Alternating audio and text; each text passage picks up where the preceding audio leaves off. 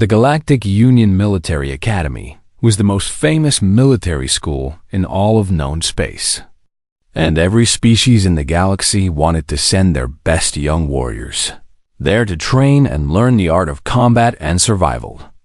Training moon called Vera 7 orbited a gas giant in the outer reaches of Union territory. And it was here that cadets faced their greatest challenge. Every cycle, when the survival examination began, this examination was simple in concept, but brutal in execution. And cadets were dropped into the wilderness with nothing but a standard knife and an emergency beacon that they could press if they wanted to give up and admit defeat. They had 72 hours to survive. And during those 72 hours, the instructors would hunt them like prey animals across the forests and mountains and swamps of the training. Moon instructor Kethrel stood on the landing platform as the transport ships arrived carrying this cycle's cadets, and his 4 compound eyes scanned each one as they stepped off the ramps and formed into Linisthi. Thrall was a Vortian, which meant he stood nearly 3 meters tall, with hard chitinous plating covering his body like natural armor. And his species had evolved as apex predators on a death world, where everything wanted to kill everything else. He had been an instructor at the academy for 15 cycles now, and he had seen thousands of cadets come through this program and fail in spectacular ways. The Vortians were known throughout the galaxy as the finest hunters and trackers, and Kethrel was considered exceptional even among his own kind. His mandibles clicked together as he watched the cadets assemble, and he felt the familiar thrill of anticipation that came before every hunt among the assembled cadets. He saw familiar species that he had trained many times before. There were the Courtney with their thick scales that could stop a blade and their massive bodies that could crush stone. And they were always confident going into the exercise because they believed their natural armor would protect them.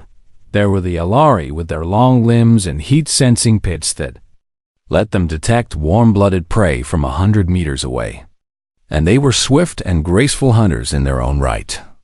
There were the Meridians whose skin could shift color and texture to match any surface, making them nearly invisible when they stood still against a tree or rock. And then there was the human Kethrel as compound eyes focused on the small figure standing at the end of the formation.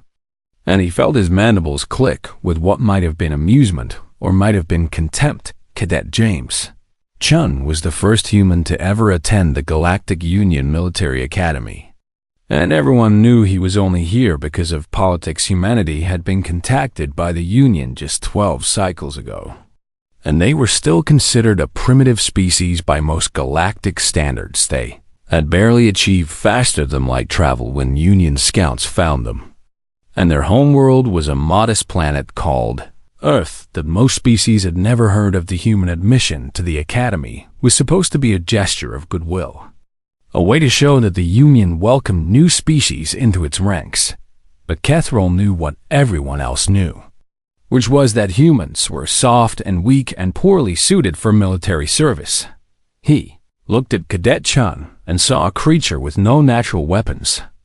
No claws or fangs or venom glands. The human had no protective hide or scales or chitin.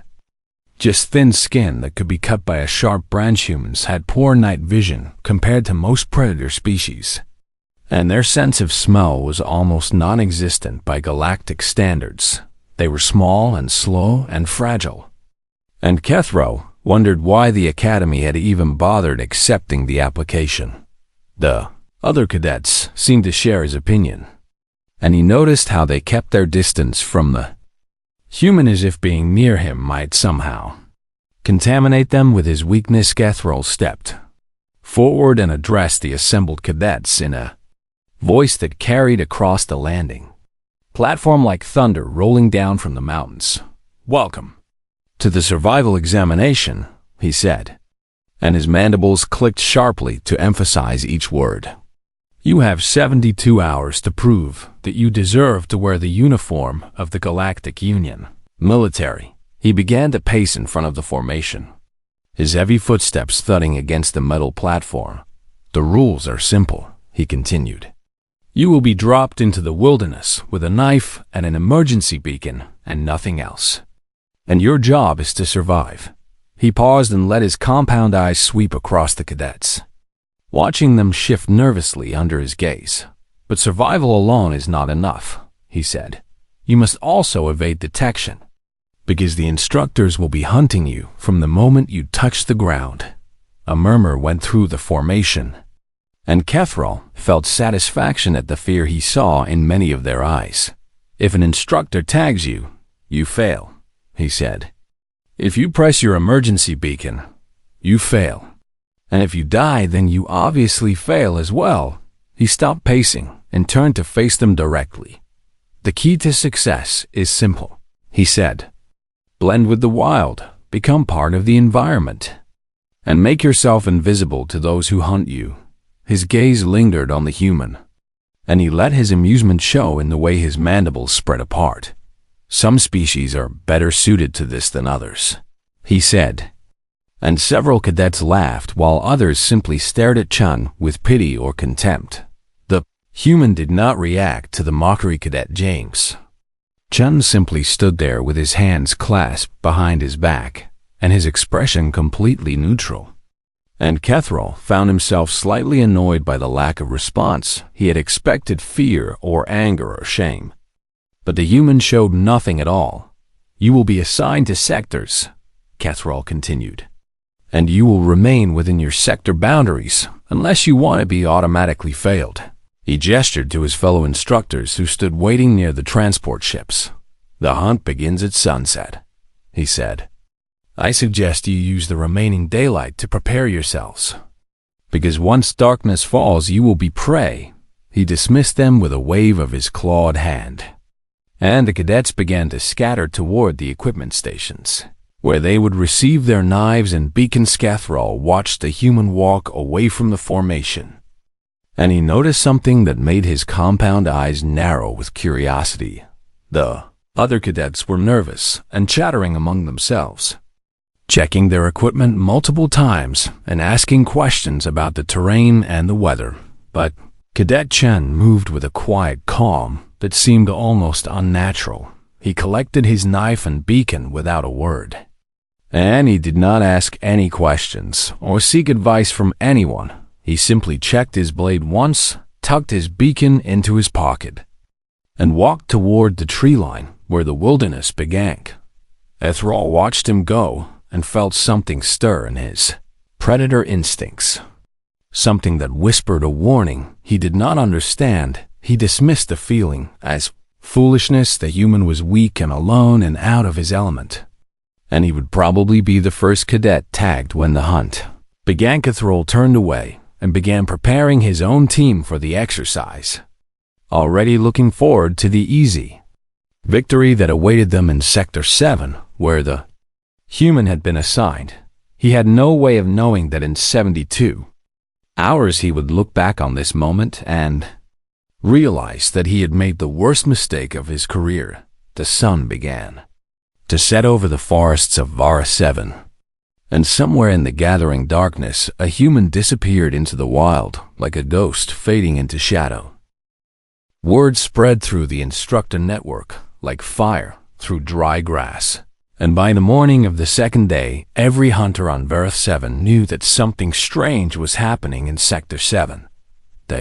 Reports from Vexnaria's team were difficult to believe at first. A pit trap that had injured a veteran scout, a trail that led nowhere, rations stolen without anyone noticing, and a message carved into a tree that seemed to mock everything the instructors stood for. Senior Instructor Kethral read these reports in his command tent and felt his mandibles click with irritation and something else that he did not want to name. He had dismissed the human as a political admission, a weak creature who would fail within the first few hours of the exercise. But the human had not failed. Instead, he had done something that no cadet had ever done in the entire history of the survival examination. He had fought back a thrall dispatched 3 additional instructor teams to Sector 7, with orders to find the human and tag him immediately by whatever means necessary. He told himself that this was simply a matter of restoring order and reminding everyone of the proper relationship between hunter and prey. But deep in his predator instincts, he knew that something fundamental had changed. And he did not like the feeling that stirred in his thorax when he thought about it. The 3 teams entered Sector 7 from different directions, coordinating their movements through encrypted communication channels to ensure that the human could not escape between them. They were some of the best hunters in the galaxy, trained killers who had fought in wars and hunted dangerous creatures across a dozen different worlds. Finding one small human should have been simple. It was not simple. The first team found a series of tripwires made from plant fibers woven together so tightly that they were nearly invisible against the forest floor. 2 instructors triggered the wires before they learned to watch for them, and both were struck by swinging branches loaded with rocks that knocked them unconscious for several minutes. The second team discovered a network of false trails that led them into a marsh, where the ground sucked at their feet and strange creatures bit at their legs. They spent hours trying to find solid ground and emerged covered in mud and insect bites, and no closer to finding their target. The third team thought they were making progress when they spotted movement in the distance and gave chase through the undergrowth. They ran for nearly a kilometer before they realized they were chasing a decoy made from branches and leaves that had been rigged to move in the wind. When they turned back, they found that their supply packs had been cut from their harnesses and were now hanging from tree branches 20 meters above their heads. Cathrall received these reports with growing disbelief and something that felt dangerously close to fear. He pulled up the human's personnel file and began reading it more carefully than he had before, searching for some explanation for what was happening in Sector 7. What he found made his chitin grow cold. The file contained basic information about human biology that Cathrall had dismissed as irrelevant during his initial review. Humans were not fast or strong by galactic standards, and they had none of the natural weapons that most predator species possessed. But they had something else, something that the file described in clinical terms that did not capture the true horror of its implications. Humans were persistent predators on their homeworld. They had not evolved to catch prey through speed or strength, but through endurance. They would select the target and follow it for hours or even days, never stopping, never resting, until the prey collapsed from exhaustion and could no longer run. This hunting strategy required patience and intelligence and an almost supernatural ability to track wounded animals across vast distances. But more importantly, it required something that Cathrall now realized was far more dangerous than claws or fangs or venom. It required the mindset of a hunter who never gives up. Cathrall closed the file and sat in silence for a long moment, processing this new information. The human was not running or hiding like a normal cadet. He was hunting. He was using every technique his species had developed over millions of years of evolution, and he was applying those techniques against opponents who had underestimated him completely. A report came in from Sector 7 that made Cathrall's decision for him. Cadet Yilmara, a Meridian with exceptional camouflage abilities, had volunteered to assist in the hunt for the human. She was one of the most promising cadets in the current class, and her ability to blend perfectly with any surface should have made her an ideal scout. They found her hanging upside down from a tree branch, suspended by a rope around her ankles, with her emergency beacon activated. She was unharmed but deeply shaken, and when they cut her down, she refused to explain what had happened. All she would say, over and over again in a voice that trembled with something between fear and awe, was that she had never seen him coming. "He moves like smoke," she whispered. "I was watching everything, and I never saw him, and I never heard him, and then he was just there behind me, and then I was hanging from a tree." She paused and looked at Keth rolled with eyes that had seen something they could not process. "He could have killed me," she said. "He could have done anything he wanted, and I would not have been able to stop him. But he just hung me up like a trophy and walked away." Kethro called an emergency meeting of all senior instructors that evening. They gathered in the command tent and shared their reports and tried to make sense of what was happening in Sector 7. The tactical display showed the movements of every instructor team over the past 48 hours. And when they overlaid the humans' probable positions, the pattern became terrifyingly clear. He had not been running from them. He had been hurting them. Every trap and false trail and stolen supply pack had been designed to push the instructors toward certain areas while keeping other areas clear for his own movement. Was controlling the entire sector like a general commanding an army. Except his army was made of shadows and deception, and the primal fear that every prey animal feels when it realizes it is being hunted. "What do we do?" one of the junior instructors asked, and Kethro heard the uncertainty in his voice that would have been unthinkable 2 days ago. Ryle stood and drew himself up to his full height. And he made his decision. "I will go into Sector 7 myself," he said. "This human has made fools of my instructors long enough, and it is time to remind him who the real predators are." His compound eyes swept across the assembled instructors, and his mandibles clicked with determination. "I am the finest tracker this academy has ever produced," he said. "I have hunted creatures that would give nightmares to your nightmares, and I will find this human and I will end this game." He did not know that somewhere in the darkness of Sector 7, a human was watching the command tent through stolen binoculars. And that human was smiling. The hunt was about to reach its final stage. The first day of the hunt went exactly as Instructor Kethrol had expected. And by sunset, 37 cadets had already been tagged and eliminated from the exercise. Most of them were the usual failures. Cadets who panicked and ran when they should have.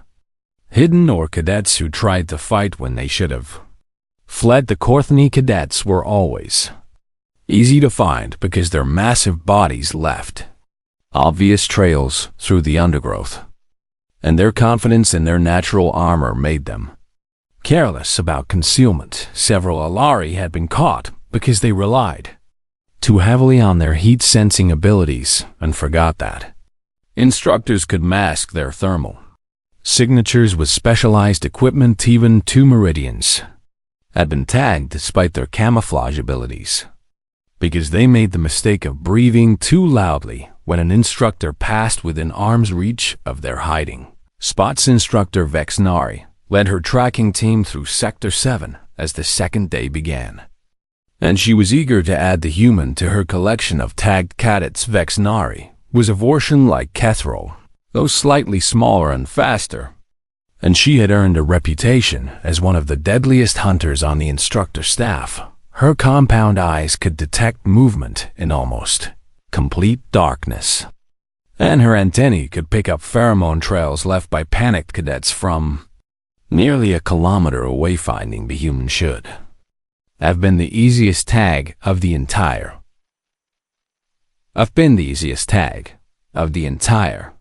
exercise. She checked her tracking device and saw that the human's beacon had last pinged from a location near a small stream about 2 kilometers ahead.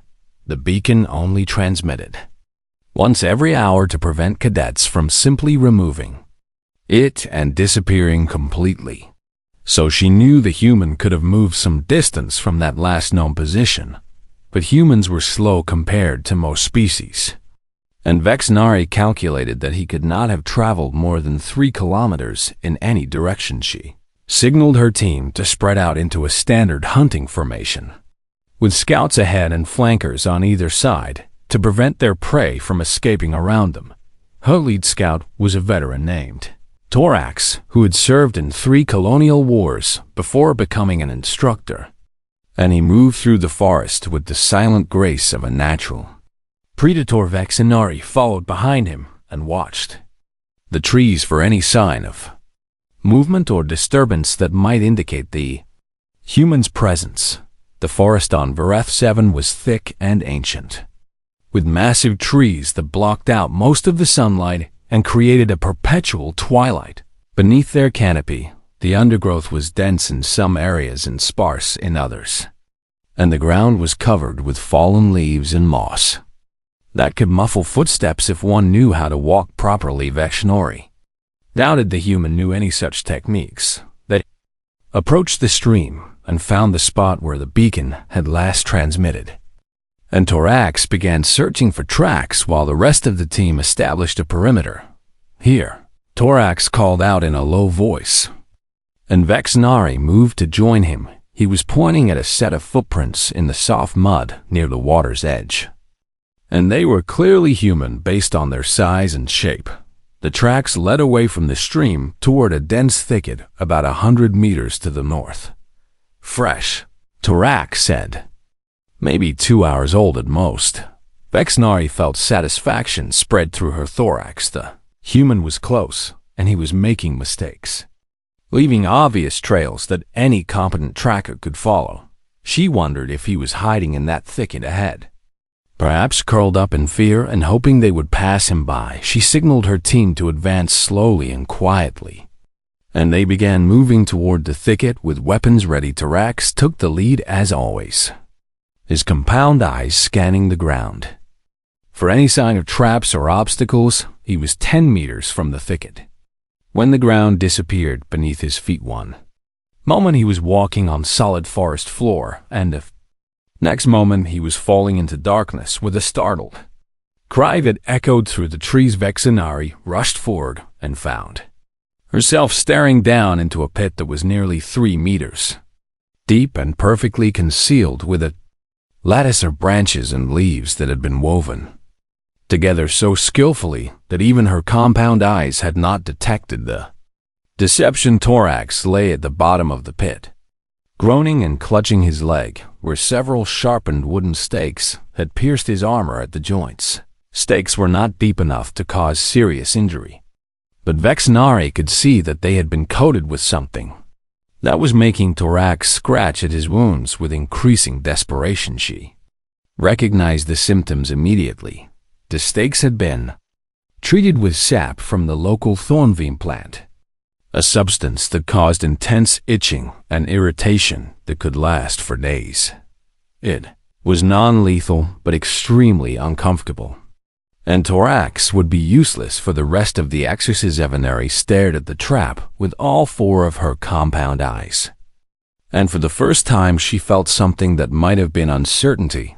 This was a training exercise. They were the hunters and the cadets were the prey, and that was how it had always been and how it was supposed to be. But someone had built this trap with skill and patience and cunning, and if someone had turned the rules of the game upside down. She ordered 2 of her team members to help Torax out of the pit and escort him back to base for medical treatment.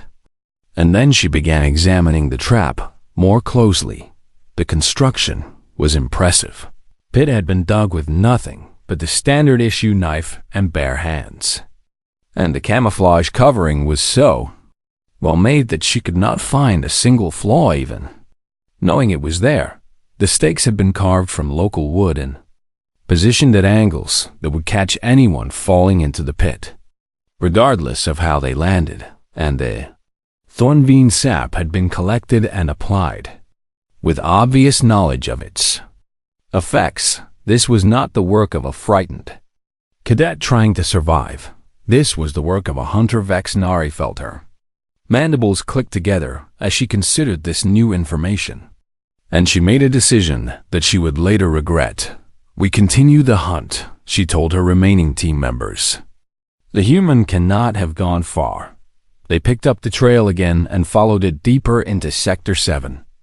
Moving more carefully now and watching the ground for signs of additional traps. The trail wound through the forest in a pattern that seemed almost random, doubling back on itself and crossing the same areas multiple times. Vexnari realized after 2 hours that the human was leading them in circles by. Then the sun had begun to set, and her team was tired and frustrated, and she decided to make camp for the night and resume The hunt in the morning, it was only when they stopped to eat that they discovered their rations were gone. Every single food pack had been removed from their equipment. Pouches so cleanly and quietly that none of them had noticed, said Vexry checked her team and confirmed that everyone still had their weapons and communication devices. But the food was simply gone, as if it had never existed. They searched the immediate area and found nothing. No tracks or signs that anyone had been near them, but they did find something else carved into the bark of a nearby tree in letters that were rough but clearly readable. Was a message that made Vexnari's chitin grow cold. The message said, "You're in my territory, Anode." She stood there staring at those words as darkness fell over the forest. And she realized that somewhere out there in the shadows, the human was watching them. He had been watching them all along, and, for the first time in her career as a hunter, Instructor Vexnari understood what it felt like to be prey. The third and final day of the survival examination began with Instructor Kethril entering Sector 7 alone. He had rejected all offers of support from other instructors, believing that a solo approach would be more effective against the target, who seemed to anticipate group tactics. Kethril moved through the forest with the silent grace that had made him famous throughout the galaxy, his compound eyes scanning every shadow and his antennae tasting the air for any trace of human scent. He was the apex predator of an apex predator species, and he had decided that this hunt would end today one way or another. The remaining cadets in other sectors had either been tagged or were huddled in their hiding spots waiting for the exercise to end, too frightened to move after hearing the rumors about what was happening in Sector 7. The entire Academy had become focused on this one small area of forest, and the impossible contest that was taking place within it. Kethril found the first signs of the human's presence within an hour of entering the sector. There were tracks near a stream that matched the human's boot pattern, and broken branches that suggested recent passage through the undergrowth. He followed the trail carefully, checking every step for traps and watching the trees for any sign of ambush. The forest grew denser as he moved deeper into the sector, and the canopy overhead blocked out more and more of the pale morning light. Shadows gathered in the spaces between the massive tree trunks, and Kethril felt his predator instinct sharpen as the darkness closed around him. He was in his element. Now, the Vortian species had evolved to hunt in conditions exactly like this, where light was scarce and prey tried to hide in the darkness. His compound eyes could see heat signatures and movement patterns that would be invisible to most other species, and his antennae could detect pheromones and chemical traces that revealed fear and stress and exhaustion. He followed the trail for another 2 hours and found more signs of the human's passage. A discarded food wrapper made from the leaves of a local plant, a small fire pit that had been carefully extinguished and covered, and footprints that led toward a rocky outcropping in the distance. Akalo approached the outcropping with extreme caution, certain that it would be rigged with traps. He spent 30 minutes examining the ground and the surrounding trees before he was satisfied that the area was clear. And then he moved forward to investigate. The outcropping was hollow, forming a small cave that would provide excellent shelter from the elements. Inside, he found evidence that someone had been living there recently. A bed of leaves and moss, a collection of edible plants and berries, and tools fashioned from wood and stone that showed surprising skill and craftsmanship. But the human was not there. Kethril examined the cave more closely and realized that it had been abandoned at least 6 hours ago. Based on the temperature of the fire pit ashes, the human had moved on, and the trail from the cave led in 3 different directions that split and rejoined and crossed over each other in a pattern designed to confuse anyone trying to follow. Thrall chose the freshest trail and continued his pursuit. The sun reached its peak and began to descend toward the horizon, and still Kethril had not found his quarry. He employed every tracking technique he knew, every trick and method that had served him well in 100 hunts across a dozen worlds. He used thermal scanning equipment that should have detected the human's body heat from 100 meters away. But somehow the human had learned to mask his signature by covering himself with mud and immersing himself in cold streams. He deployed small surveillance drones that could cover vast areas in minutes, but the drones kept malfunctioning when their rotors became fouled with a sticky adhesive substance that had been placed on branches throughout the forest. He activated sonic detection equipment that could pick up a heartbeat from 50 meters away.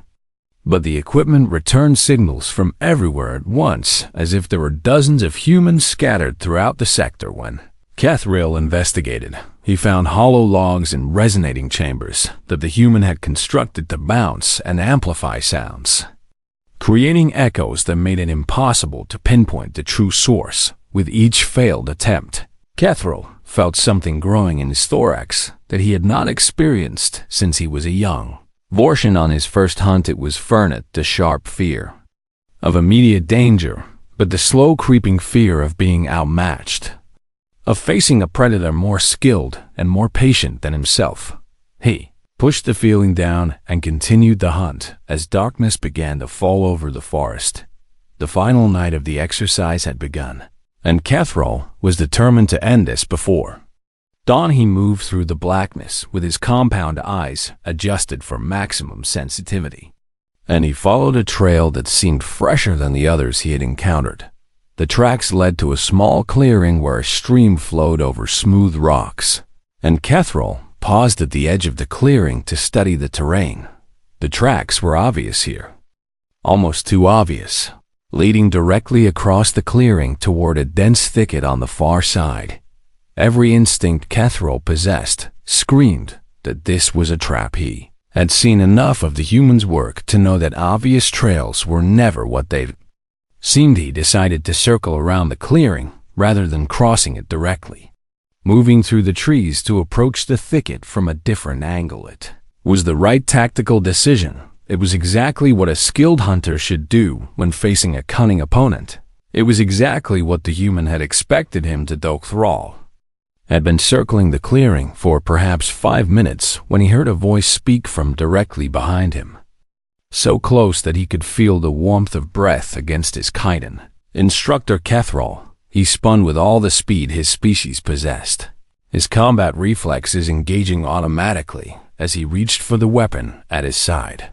But his feet tangled in something thin and strong. A cord stretched between two trees at ankle height that he had not seen despite his compound eyes and all his years of experience. He fell forward and tried to catch himself, but before he could rise, something pressed against his thorax with firm and deliberate pressure. It was the tip of a standard-issue knife, held in a steady hand by a figure that seemed to materialize out of the darkness itself. James Chun stood over the fallen instructor with an expression that showed neither triumph nor mockery, only the calm focus of a predator who had finally run his prey to ground. "Tag," the human said quietly. "You're out." Kethriel lay there in the darkness and stared up at the creature he had dismissed as weak and primitive, and he felt something break inside him that had nothing to do with physical injury. Human had been following him for the last kilometer, possibly longer. The human had been walking in his footsteps and breathing in his shadow, and Kethriel had never known he was there. "How?" Kethriel managed to say, his voice weak with disbelief. The human tilted his head slightly as if considering the question. "You were looking for me ahead," Chun said. "You never thought to look behind." He stepped back and offered a hand to help the instructor to his feet, and after a long moment Kethriel accepted it. The hunt was over. The human had won. The final assembly took place in the Great Hall of the Galactic Union Military Academy. A vast chamber with walls of polished stone and banners representing every species that had ever produced a graduate cadets stood in perfect formation beneath those banners, their uniforms pressed and their postures rigid as they waited to hear the results of the survival examination. Rumors had spread through the academy like wildfire over the past 12 hours. impossible stories about what had happened on Vareth 7. During those 72 hours in the wilderness, some cadets whispered that the human had killed several instructors and hidden their bodies in the forest. Others claimed he had called down some kind of human magic that made him invisible to all detection. A few suggested that the whole thing was a hoax designed to make humans look more impressive than they actually were. None of them knew the truth, and the truth was stranger than any rumor they could have invented. Senior instructor Cathrall walked to the podium at the front of the great hall, and every eye in the chamber turned to watch him. He moved slowly with a visible stiffness that suggested injury, though the only damage he had suffered was to his pride. Beside him walked Cadet James Chun, his uniform immaculate, despite 3 days in the wilderness, and his expression completely neutral, as if he had done nothing more remarkable than take a long walk in the woods. Cathrall reached the podium and stood there in silence for a long moment, his compound eyes sweeping across the assembled cadets.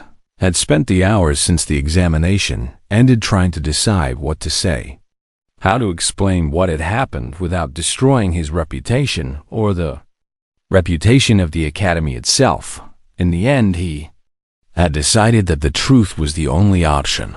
The survival examination is designed to test one thing, he began, his voice carrying across the great hall with the authority of a senior instructor who had seen everything the galaxy had to offer. It tests your ability to survive when you are the prey and someone else is the hunter. He paused and let his gaze linger on the human standing beside him. For 15 cycles, I have watched cadets attempt this examination, and I have seen them employ every strategy imaginable to evade detection and stay alive. His mandibles clicked slowly as he continued. Some hide in caves and hope we will not find them. Some run until they collapse from exhaustion. Some try to fight and learn quickly that they cannot win against trained instructors. He turned to face the cadets directly. In all those cycles, I have never seen a cadet do what Cadet Chun did during this examination. Cathrall activated the holographic display behind the podium, and a 3-dimensional map of Sector 7 appeared in the air above the assembled cadets. Red dots marked the positions of every instructor team that had entered the sector, and blue lines traced their movements over the 72 hours of the exercise. Then green lines appeared, weaving through and around the blue lines in a pattern that made several cadets gasp with disbelief. "This is Cadet Chun's movement throughout the examination," Cathrall said. "As you can see, he did not hide and he did not run." The pattern of green lines told a story that no one in that hall would ever forget. The human had been everywhere at once, circling behind instructor teams and passing within meters of hunters who never knew he was there. He had visited every trap, every cache of stolen supplies, moving through the forest like a ghost that left no trace of its passing. And through it all, he had been watching and waiting and planning, turning the entire sector into a web of deception that caught every predator who entered it. Cadet Chen incapacitated 4 instructors, Cathrall said. He compromised 6 hunting teams and stole enough supplies to feed a squad for a week. He paused, and his voice grew quieter. And at one point, he was simultaneously tracking 3 separate instructor units without any of them knowing he was there. A murmur went through the assembled cadets, and Cathrall let them absorb the information before continuing. "I asked Cadet Chen to explain his methodology," he said. "I wanted to understand how a species with no natural weapons and no protective armor and no exceptional senses could do what he did." He turned to the human, his pushta human. "Answer is something I believe every cadet in this academy should hear. James." Chun stepped forward to the podium, and the great hall fell completely silent. He was small by galactic standards, shorter than most of the species represented in the assembly, and far less physically impressive than creatures like the Korthani or the Vortians, but something in the way he carried himself had changed since the beginning of the examination. No longer looked like a political admission or gesture of goodwill. He looked like exactly what he was: a predator. "You told us to blend with the wild," Chun said, and his voice was calm and steady as it echoed through the great hall. "Where I come from, that means something different than it means to you." He looked out at the sea of alien faces, some hostile and some frightened, and many simply struggling to understand what they were seeing. "My species evolved on a world where everything was trying to kill us," he continued. "We had no claws and no fangs and no armor. So we learned to use other things instead." He tapped the side of his head. "We learned to think and plan and wait. And most importantly, we learned to never give up." His eyes swept across the assembly, and several cadets flinched as his gaze passed over them. "On my world, humans are not prey," he said. "We have never been prey. Not since we first came down from the trees and started walking upright across the plains." He paused to let his words sink in. "Everything else learned to run from us, because we would follow them until they could not run anymore. And then we would kill them and eat them and make tools from their bones." The great hall was utterly silent. "When your instructors started hunting me," Chun said, "I did not feel like prey. I felt like myself." He shrugged with a gesture that seemed almost casual. "I just did what came naturally." Catherall stepped forward to reclaim the podium, and his voice was heavy with something that might have been respect or might have been fear. "From this day forward, the survival examination will be restructured," he announced. "We have learned that some species interpret the concept of survival very differently than others." He looked at Chun one more time, "And we have learned that underestimating an opponent based on their physical appearance is a mistake that can cost you everything." The assembly ended, and the cadets dispersed. But the story of what happened on Varus 7 did not end with them. It spread across the galaxy like ripples on a pond, passed from soldier to soldier and world to world until every species in the Galactic Union had heard the tale of the human who turned hunters into prey. In the centuries that followed, humanity rose quickly through the ranks of galactic civilization, earning respect and fear in equal measure from species who had dismissed them as primitive newcomers. And whenever someone asked why humans were given such important positions in the military or trusted with such dangerous missions, veterans of the academy would tell the story of the training moon. They would speak of the cadet who had been mocked and underestimated by everyone around him. They would describe how he had walked into the wilderness with nothing but a knife and emerged 3 days later, having taught the galaxy's greatest predators the most important lesson they would ever learn. They would repeat his words, the words that had echoed through the great hall and changed everything that came after. "Where I come from, humans are the wild, and everything else learned to run from us." That was the day the galaxy understood what humanity truly was. Not prey, never prey. They were the thing that prey feared, and they had finally arrived.